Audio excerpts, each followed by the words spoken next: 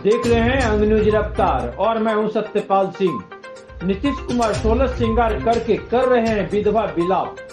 अब उनके पास कोई जाने वाला नहीं। साथ ही देख रहे हैं मुंगेरी लाल के हसीन सपने। केंद्रीय मंत्री अश्विनी चौबे। भारतीय जनता पार्टी युवा मोर्चा बिहार प्रदेश कार्य समिति की बैठक में भाग लेने के लिए केंद्रीय मंत्री अश्विनी चौबे पहुंचे और परिसदन में उन्होंने प्रेस वार्ता कर मुख्यमंत्री नीतीश कुमार पर जमकर निशाना साधा। अश्विनी चौबे ने कहा कि आज पूरी तरह से नीतीश कुमार की सरकार नहीं है। रिमोट कंट्रोल लालू यादव के हाथ में है। जब चाहते हैं रिमोट दबाते हैं।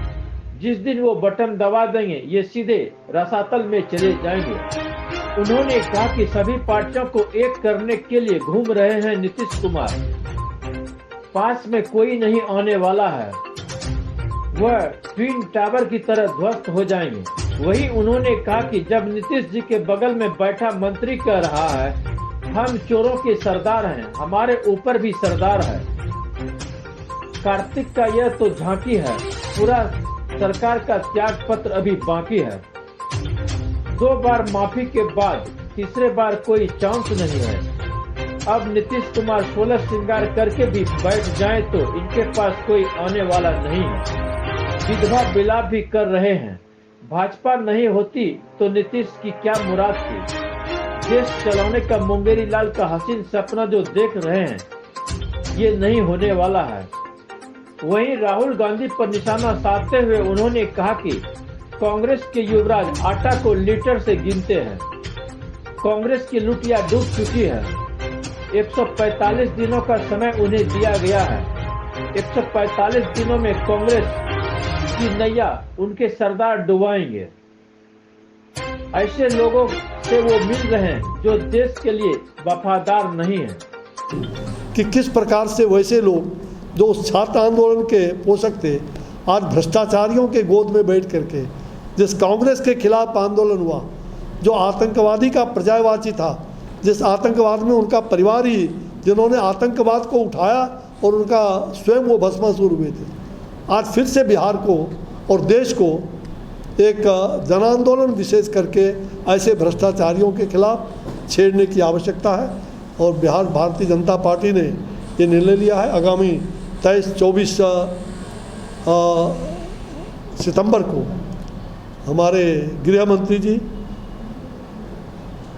किशनगंज में आने वाले हैं, पूर्णिया किशनगंज, और पूर्णिया में मुख्य रूप से ऐसे 4-5 ज़िले जो और अगल बगल के ऐसे 2-3 ज़िले 7 ज़िलों का एक बहुत बड़ा लाखों की रैली भी होगी। और वहाँ पर जो जिस प्रकार की आतताई गतिविधि बिहार में और सीमा के क्षेत्र में घट रहा है, हम उस पर भी लगाम लगाने के लिए हम अपनी आवाज़ को बुलंद करेंगे।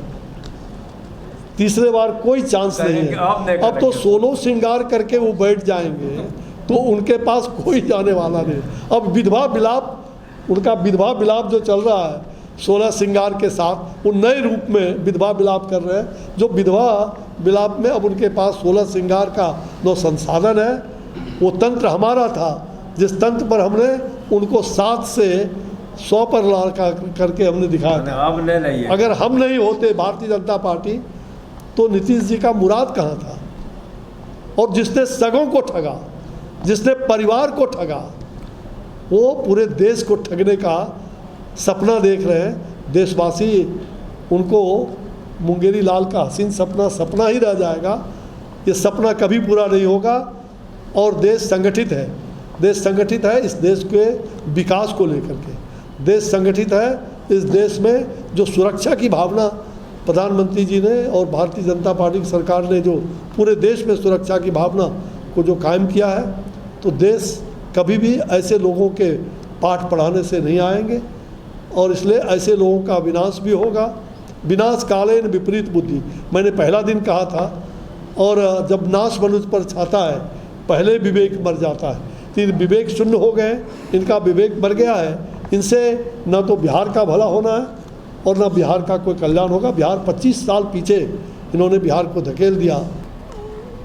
बिहार में जहाँ आतंकवादियों का जिस प्रकार से और दूसरे तरफ घुसपैठियों का भी साम्राज्य कायम हो गया है, मुझे लग रहा है कि मुख्यमंत्री जी ज़रा जगिए और बिहार को बचाइए। बिहार के लिए आपने जो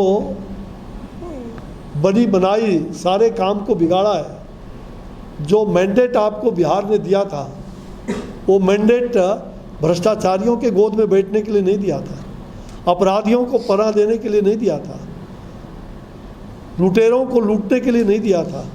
लेकिन आज उनके कैबिनेट में एक तरफ ऐसे आपराधिक तत्व भी है और दूसरी तरफ भ्रष्टाचारी है।